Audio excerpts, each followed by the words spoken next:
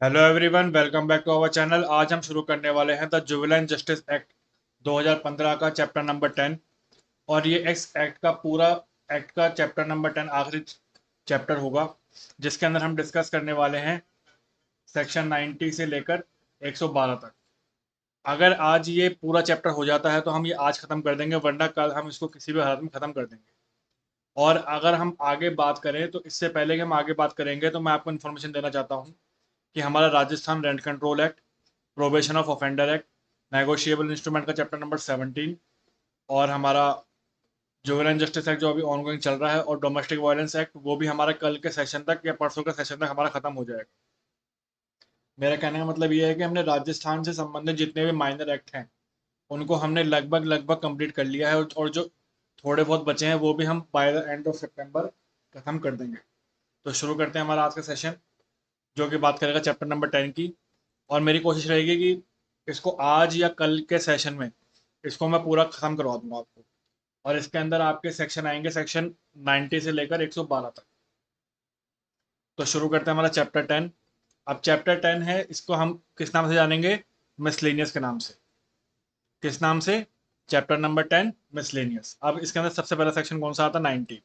क्या है? Attendance of parents और गार्जियन ऑफ अ चाइल्ड। किसकी अटेंडेंस? बच्चे के पेरेंट्स की, या बच्चे से संबंधित कोई भी गार्जियन है उसकी अटेंडेंस, उसके संबंध में हम बात करेंगे किसमें? सेक्शन 90 के अंदर। देखते क्या बोला है। The committee or the board, as the case may be, before which a child is brought under any age of provision of this act, may, whenever it so think fit, require any guardian having the actual charge of the child to be present at any proceeding in the respect of the child। अब इसके अंदर हमने क्या बोल दिया गया? कोई भी ऐसी कमेटी हो या कोई भी ऐसी बोर्ड हो जिसके सामने वो बच्चा प्रस्तुत किया गया हो, जिसके सामने वो बच्चा पेश किया गया हो, अब वो किसी भी एज का हो सकता है, लेकिन किसके प्रोविजन के अकॉर्डिंग? जेजे एक्ट के प्रोविजन। अब जेजे एक्ट का क्या बोलता है? 18 से कम बच्चा। तो यहाँ पर जो एज होगी वो 18 से कम मानी जाएगी, पहली बात। अब यदि उस बोर्ड को या उस कमेटी को लगता है कि इस बच्चे को जब हम पेश कर रहे हैं तो इसके माँ बाप की प्रेजेंट भी होने जरूरी है, इसके जो संबंधित गार्जियन है उसकी प्रेजेंस भी होने जरूरी है, तो वो उस केस में क्या कर सकती है? अगर वो चाहे तो, कौन चाहे तो, कोई भी कमेटी चाहे तो या कोई भी बोर्ड चाहे तो क्या कर सकती है? उस बच्चे से संबंधित कोई भी पेरेंट्स या उस बच्चे से संबंधित कोई भी गार्जियन। अब कौन से पेरेंट्स और कौन से गार्जियन? जिन जिन पेरेंट्स के पास या जिन गार्जियन के पास उस बच्चे का एक्चुअल चार्ज था, एक्चुअल कंट्रोल था, उस पेरेंट्स को या उस गार्जियन को वहां पे प्रेजेंट होने के लिए बोला जाएगा। सिंपल सी बात है। ये हमने देखी सेक्शन नंबर 90 के अंदर। अब हम देखेंगे कौन कौन से केस में हम बच्चे को अटेंडेंस देने से छूट दे सकते हैं। मतलब क्या बोला गया कि ऐसे कौन कौन सी परिस्थितियां होंगी जिसके अंदर हम बच्चे को खुद प्रेजेंट होने के लिए छूट दे सकते हैं, देख लेते हैं। Section 91, dispensing with attendance of child. If at any stage during the course of inquiry the committee or the board is satisfied that the attendance of a child is not essential for the purpose of inquiry, the committee or board, as the case may be, shall dispense with the attendance of a child and limit the same for the purpose of recording the statement, and subsequently the inquiry shall continue even in the absence of child concurred, unless order otherwise by the committee or the board। क्या बोला? किसी भी stage में, सबसे पहली point हमें क्या देखनी है? एट एनी स्टेज, किसी भी स्टेज में। कौन सी? इंक्वायरी के दौरान किसी भी स्टेज में। यदि किसी कमेटी को या किसी बोर्ड को ऐसा लगता है कि अब क्या है कि इस बच्चे का बार बार अटेंडेंस देना जरूरी नहीं है, वेयर द बोर्ड और the committee satisfied that the attendance of the child is not essential, जहां पे लगता है कि अब बार बार इस बच्चे का यहाँ पे आना जरूरी नहीं है, for the purpose of inquiry, the committee or the board, as the case may be, क्या करेगी? Shall dispense with the attendance of the child and limit the same for the purpose of recording the statement. उसको बार बार आने से मना कर देगी, और वो जो उसको मना किया गया है, क्या कारण थे, वो सब रिकॉर्ड कर देगी। और क्या होगा? अब उस बच्चे की गैर हाजिरी में भी इंक्वायरी चल सकती है। कब तक चलेगी? जब तक कोई नया ऑर्डर किसी कमेटी या किसी बोर्ड के द्वारा पास ना किया जाए, unless order otherwise bye the committee or board. यहां तक बात समझ में आती है। अब हम देखते हैं sub section 2। where the attendance of a child is required before the board or the committee, such child shall be entitled to travel reimbursement for self and one escort accompanying the child as per the actual expenditure incurred by the board or the committee or the district child protection unit as the case में be. क्या बोला? जहां पर किसी बच्चे की attendance लेने के लिए किसी बच्चे को ट्रैवल करके आना पड़ रहा हो और बच्चे के साथ उसके पेरेंट्स को ट्रैवल करके आना पड़ रहा हो, तो उसमें क्या होगा, जो भी उस बच्चे का ट्रैवलिंग का खर्चा है प्लस जो भी उसके साथ एक आदमी आया है उसका खर्चा, जो एक्चुअल खर्चा हुआ है, वो रीइम्बर्स कर सकता है बच्चा और उसके साथ आने वाला आदमी। और वो कौन देगा? या तो देगी बोर्ड, या देगी कमेटी, या देगी डिस्ट्रिक्ट चाइल्ड प्रोटेक्शन यूनिट। जिसके भी ऑर्डर पे वो आया है वो उसको उसका जो भी खर्चा हुआ है वो रीइम्बर्स कर देगी। सिंपल सी बात है। अब हम देखते हैं सेक्शन 92। सेक्शन 92 में कह दिया गया, placement of a child suffering from disease requiring prolonged medical treatment in an approved place. क्या बोला गया? ऐसा बच्चा जो कि किसी बीमारी से ग्रसित है, जिसको कि मेडिकल ट्रीटमेंट की आवश्यकता है, उसकी प्लेसमेंट कैसे की जाएगी वो भी देख लेते हैं। When a child who has been brought before the committee or the board is found to be suffering from a disease requiring prolonged medical treatment or a physical mental complaint with that will respond to a treatment, the committee or the board, as the case may be, may send the child to any place recognized as a fit facility as prescribed for the such period as it may think fit necessary for the required treatment। मतलब कोई ऐसा बच्चा जो किसी committee या board के सामने प्रस्तुत किया गया है, लेकिन कमेटी और बोर्ड को ये मालूम पड़ता है कि ये किसी ऐसी बीमारी से ग्रसित है जिसका ट्रीटमेंट किया जाना अति आवश्यक है, और अगर इसका ट्रीटमेंट नहीं हुआ तो फिर दिक्कत वाली बात हो सकती है। तो उस केस में क्या होगा, अगर वो कोई ऐसी बीमारी है जो उसकी मेडिकल ट्रीटमेंट आवश्यक है, या उसकी किसी फिजिकल हेल्थ को हार्म कर रही हो, या उसको मेंटली हार्म कर रही हो, तो वो क्या करेगी, जो भी कमेटी या जो भी बोर्ड है उस बच्चे को उस सेंटर में भेज देगी, उस फिट फैसिलिटी में भेज देगी जिसमें उस बच्चे का इलाज किया जा सके। सिंपल सी बात है, कोई दिक्कत इसमें नहीं होनी चाहिए। अब हम देखते हैं सेक्शन नंबर 93।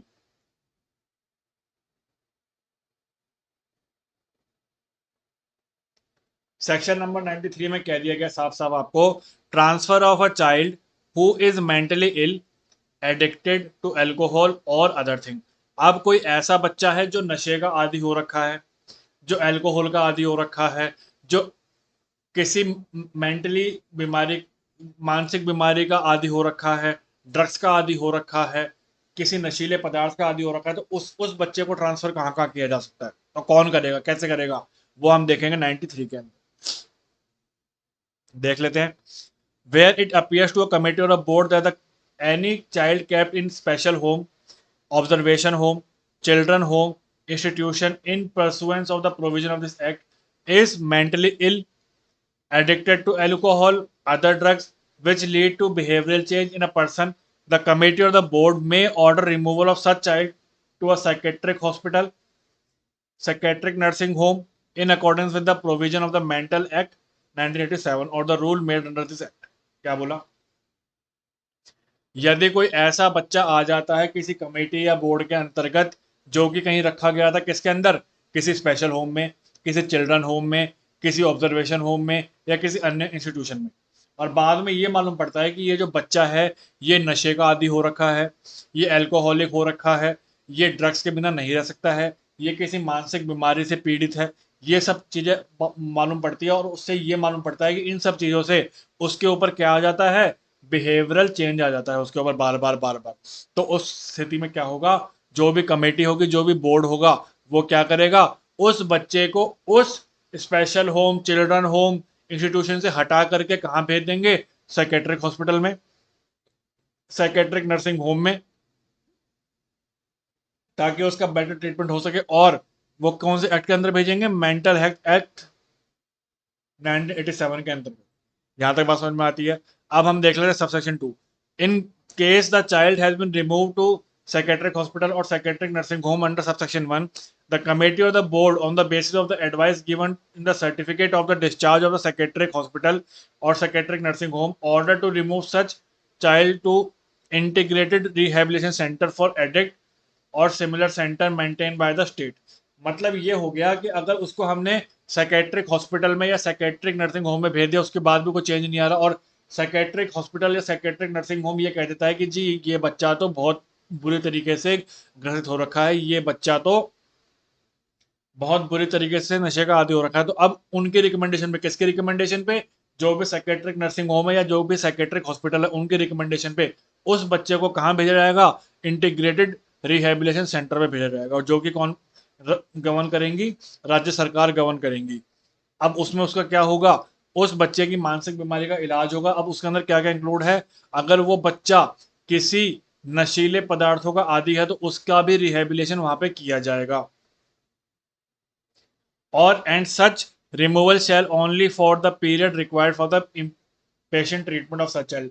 जब तक उसका ट्रीटमेंट वहां पे चल रहा है तब तक के लिए उसको वहां पे रखा जाएगा, सिंपल सी बात है। अब हम देखते हैं सेक्शन वो, इसका एक्सप्लेनेशन, इसका एक्सप्लेनेशन हमें क्या कहता है। For the purpose of subsection A integrated rehabilitation centre for addict क्या होगा, shall have the meaning assigned to it under the scheme called Central Sector Scheme for Assistance for Prevention of Alcoholism and Substance Drug Abuse and Social Defense Service। इसके अंतर्गत जो भी आएंगे वो क्या कहलाए जाएंगे, integrated rehabilitation centre for addict कहलाए जाएंगे। ये इतना इंपॉर्टेंट नहीं है। अब मेंटल इल पर्सन क्या होता है, उसका वही मतलब होगा जो सेक्शन 2 सब क्लॉज 1 के अंदर मेंटल एक्ट के अंदर दे रखा है। ये हम ऊपर पढ़ के आ रखे हैं, इसमें कोई दिक्कत नहीं है। साइकेट्रिक हॉस्पिटल या साइकेट्रिक नर्सिंग होम क्या होगा, उसका वही मीनिंग होगा जो मेंटल एक्ट के अंदर सेक्शन 2 और क्लॉज क्यू के अंदर दे रखा है। ये हमें याद करना है। आगे देख लेते हैं section 94।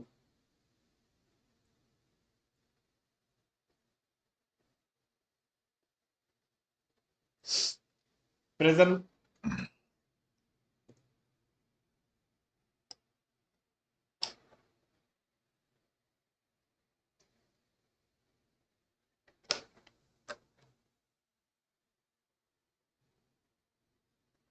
Section 94 presumption and determination of age, where it is obvious to the committee or the board based on the appearance of the personal brought before it under any provision of this act other than the purpose of giving evidence that the said person is a child, the committee or board shall record such observation stating the age of a child nearly as may be and proceed with inquiry under section 1436 as the case may be without waiting for further confirmation of age।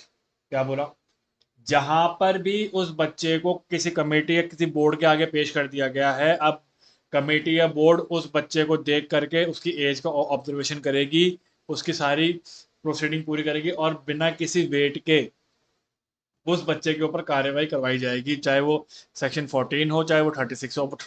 14 और 36 क्या होते हैं ये मैंने आपको पहले बता रखा है, इसके ऊपर हम टाइम वेस्ट नहीं करेंगे। आप अगर आपने नहीं देखा है तो आप हमारी पहले वाली वीडियोस में जाके देख सकते हैं। अब हम देखते हैं subsection 2।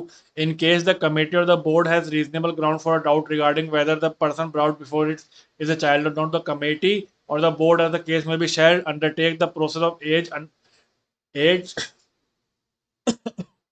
Process of age which determine by seeking evidence by obtaining. अगर किसी कमेटी या किसी बोर्ड को उसके एज से संबंधित कोई डाउट है तो वो अंडरटेकिंग ले सकती है और वो कुछ कार्रवाई कर सकती है। क्या क्या करेगी, उसके डेट ऑफ बर्थ का सर्टिफिकेट ले लेगी उसके स्कूल से जहाँ पे उसने पढ़ रखा हो, उसकी 10th का सर्टिफिकेट, जिस भी बोर्ड से उसने 10th पास करी हो, जिससे कि उसकी एज का पता लगाया जा सके। दूसरा, the birth certificate given by the corporation municipal authority, जहाँ बच्चा वो पैदा हुआ है वहां से उसका का बर्थ सर्टिफिकेट निकलवाया जा सकता है, कोई दिक्कत नहीं है। And only in the absence of 1 and 2 age shall be determined by the ossification test. अब एक ऑसिफिकेशन टेस्ट होगा, अगर ये ऊपर वाली दोनों चीजें नहीं मिली तब होगा। ऑसिफिकेशन टेस्ट में उसका कुछ अंदर का डीएनए वगैरह उसमें कुछ चेक होता है, उसके बेसिस पे उसकी क्या हम मान लेंगे, उसकी हम एज का हम टेस्ट कर लेंगे। और एनी अदर लेटेस्ट या उसके अलावा कोई अन्य मेडिकल टेस्ट हो जिससे उसकी एज का पता लगाया जा सके तो वो भी हम कर सकते हैं। कौन करेगा? बोर्ड या कमेटी करेगी। अब हम देखते हैं, provided such age determined test conducted on the order of committee or board shall be completed within. हाँ, अगर किसी कमेटी या बोर्ड ने ऐसे कुछ टेस्टों का आदेश दिया है तो वो उनके आदेश के 15 दिनों के अंदर अंदर वो टेस्ट हो जाना चाहिए। इसमें ये हमें बात याद रखनी है। Subsection 3, the age recorded by the committee or the board to be the age of person so brought before it shall for the purpose of this act be deem to be the true age of the person. अब जो भी committee या जो भी board ने उसकी as record करी है किसी भी माध्यम से, चाहे उसके सर्टिफिकेट से करी हो, चाहे उसके 10th के सर्टिफिकेट से करी हो, चाहे उसके बर्थ सर्टिफिकेट से करी हो, चाहे उसके टेस्ट से करी हो, तो वो क्या मानी जाएगी? वो ट्रू मानी जाएगी। यहां तक बात समझ में आती है?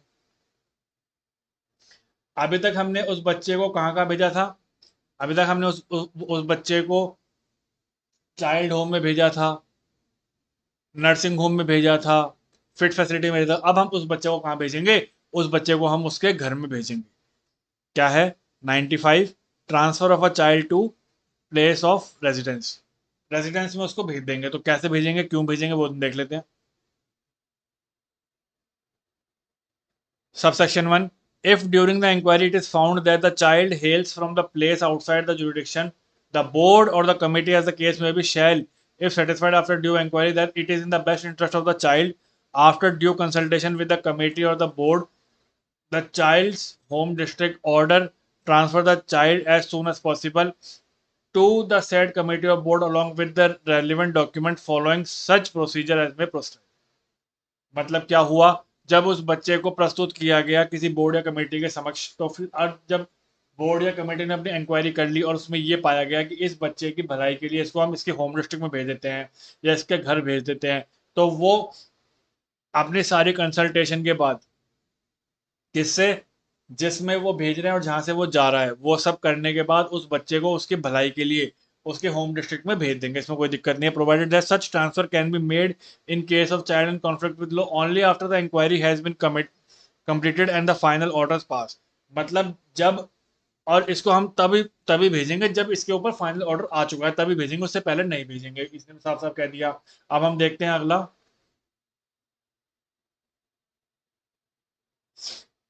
Provided further that in case of interstate transfer, the child shall be inconvenient hand over to the committee or the board as the case may be of the home district of the child। अब अगर मान लो कोई inter state कोई transfer हो रहा है, तो उसके अंदर जिस स्टेट में वो भेजा जा रहा है वहां की कमेटी और बोर्ड के पास उसको हैंड ओवर किया जाएगा। यहां तक बात समझ में आती है? Subsection 2, once the decision of the transfer is finalized, the committee or the board, as the case may be, shall give an escort order to special juvenile police units to escort the child। जब एक बार order पारित हो जाएगा तब committee या board एक आदेश पारित करेगी। किसको? स्पेशल जुवेनाइल पुलिस यूनिट को करेगी। क्यों? ताकि वो जो स्पेशल जुवेनाइल पुलिस यूनिट है वो इस बच्चे को एस्कॉर्ट करके जो वो जिस भी अन्य राज्य में ले जाना है वहां पे ले जाएगी। कितने दिनों के अंदर अंदर? 15 दिनों के अंदर अंदर। जैसे ही juvenile special juvenile police unit को ऑर्डर मिल जाएगा उसके 15 दिनों के अंदर अंदर। ये बात समझ में आती है? Provided that a girl child shall be accompanied by a woman police officer. क्या बोल दिया गया? अगर कोई गर्ल चाइल्ड है तो उसको जो ऑफिसर लेके जाएगा वो कौन होगी? वो वुमन होनी चाहिए। प्रोवाइडेड फर्दर दैट, क्या है? Provided further that where a special juvenile police unit is not available, the committee or the board, as case may be, shall direct the institution where the child is temporarily staying or the district child protection unit to provide escort to accompany the child during travel। मतलब जहां पर special juvenile unit नहीं है वहां पर जो committee या जो बोर्ड है, जिस भी इंस्टीट्यूशन में वो बच्चा रह रहा है, उसको आदेश करेगी कि आप इस बच्चे को इस स्टेट से उस स्टेट तक एस्कॉर्ट करके लेके जाओगे और इसको आप अकम्पनी करोगे। अगर स्पेशल जुवेनाइल पुलिस यूनिट नहीं है तो। यहां तक बात समझ में आती है? Subsection 3, the state government shall make rule to provide for travelling allowance to escort staff of the child which shall paid in advance। हाँ, अब जो हम ट्रैवलिंग करेंगे एस्कॉर्ट के लिए, क्या वो फ्री में होगी? नहीं होगी। उसके लिए जो भी खर्चा लगेगा, जो भी उसके प्रोविजन होगा खर्चे के संबंधित, वो राज्य सरकार को उनको एडवांस में पे करने पड़ेंगे। ये बात समझ में आती है। अब subsection 4, the committee of the board as the case may be receiving the transfer the child will process from restoration rehabilitation social integration as provide. मतलब जो भी कमेटी या जो भी बोर्ड बच्चे को रिसीव कर रही है, ट्रांसफर कर रही है, वो उसमें मेंशन करना पड़ेगा कि हम उस बच्चे को रेस्टोरेशन के लिए भेज रहे हैं, रिहेबिलिटेशन के लिए भेज रहे हैं, सोशल री इंटीग्रेशन के लिए भेज रहे हैं। वो उसको as per the provision of the act अपने यहाँ पे मेंशन करना पड़ेगा, अपने रिकॉर्ड में मेंशन करना पड़ेगा। यहाँ तक बात समझ में आती है। 96।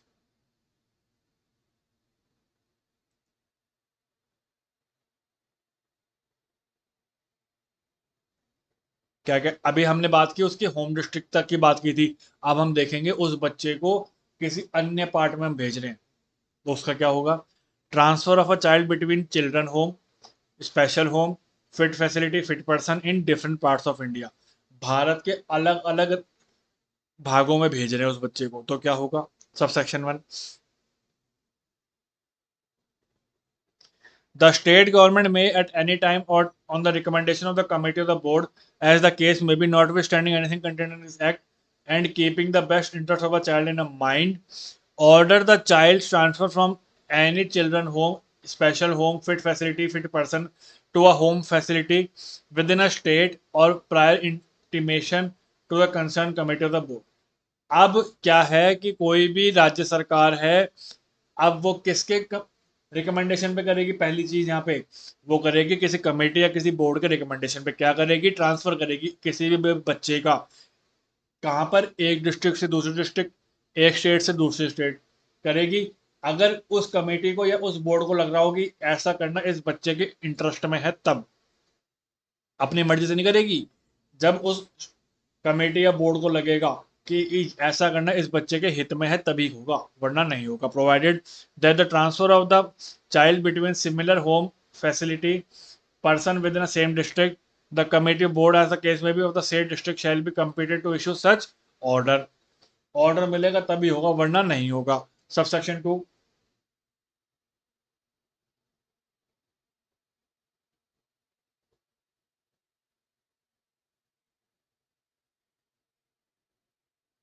Subsection 2, if the transfer is being ordered by the state government to the institution outside the state, this shall be done only in the consultation with the concerned state।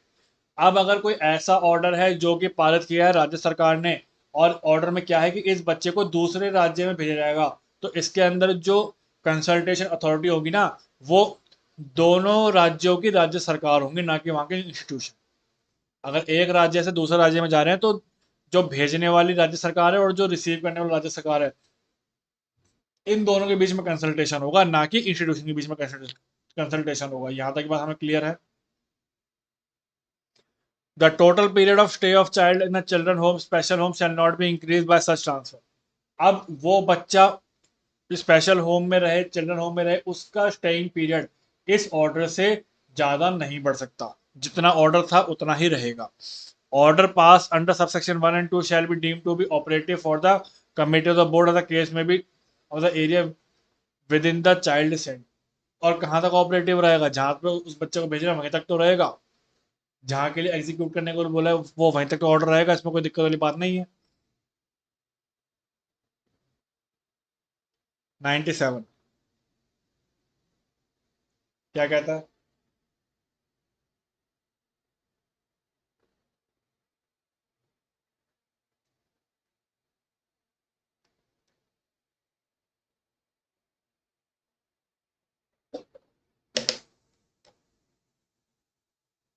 अगर हम बात करें 97 की,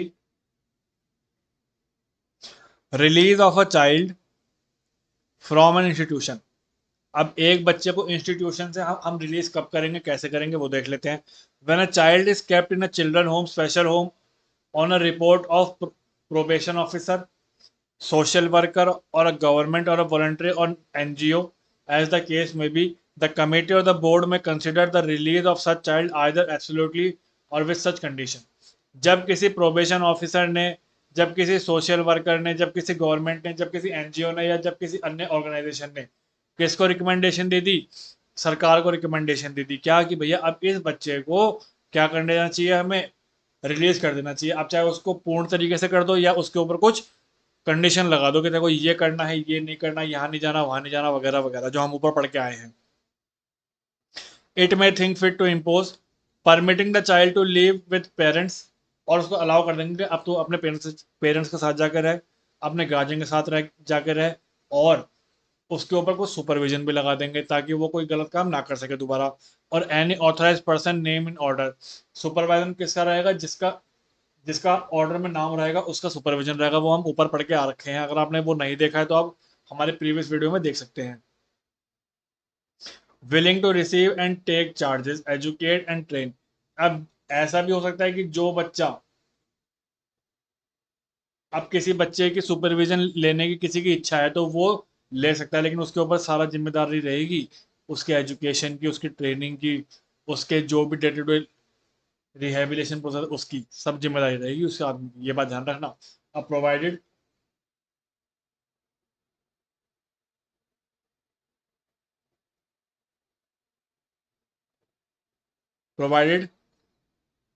provided that if a child who has been release conditionally under this section, अगर किसी बच्चे को इस सेक्शन के अंदर कंडीशन में छोड़ा गया है, और the person whose as whose supervision the child has place fails to fulfil, और जिस बंदे को, जिस आदमी को उसकी सुपरविजन के लिए रखा गया था और वो उसकी सुपरविजन ढंग से नहीं कर पाया, वो कंडीशन को फुलफिल करने में फेल हो गया है, तो जो बोर्ड होगी या जो कमेटी होगी तो क्या करेगी, cause the child to be taken charge of and to be place back in the concern home, तो वो उस बंदे से उसकी सुपरविजन लेकर के और क्या करेगी, उस बच्चे को दोबारा ऑब्जर्वेशन होम में डाल देगी। सिंपल सी बात है, कोई दिक्कत नहीं है। Subsection 2, if the child has been release, अगर किसी बच्चे को टेम्परेरी बेस पे छोड़ा गया है तो क्या होगा, the time during which the child is not present in the concern home in person of the permission shall be deem to be part of a time. अब मान लो उसको आने का आदेश दिया गया था कि तो 10 दिनों के अंदर आ जाइयो, लेकिन वो 20 दिन तक नहीं आया, तो वो जो टाइम है वो उसमें इंक्लूड कर दिया जाएगा। यहाँ तक बात समझ में आती है। अब ये जो सेक्शन आने वाले हैं इतने इंपॉर्टेंट नहीं है, सिर्फ एक बार आपको गो थ्रू करते हुए चलना है। अब हम सेक्शन नंबर 98 से फर्दर कल वाली क्लास में करेंगे, और हम कल इसको पूरा कंप्लीट कर देंगे। आज हमने डिस्कस किया सेक्शन नंबर 97 तक, और कल हम 97 से लेकर 98 से लेकर 112 तक सारा कंप्लीट कर देंगे। और हम ये हमारा जो कल वाला सेशन होगा वो इस एक्ट का आखिरी सेशन होगा, जिसके अंदर हम कल जुवेनाइल जस्टिस एक्ट को पूरा ख़त्म कर देंगे। और आई होप आपको ये लेक्चर अच्छे लग रहे होंगे। अगर आपको ये लेक्चर अच्छे लग रहे हैं तो आप इसको प्लीज़ लाइक करें, शेयर करें, सब्सक्राइब करें। कल फिर मिलते हैं सेम टाइम पर आगे फर्दर के साथ। तब तक के लिए thank you very much, goodbye and take.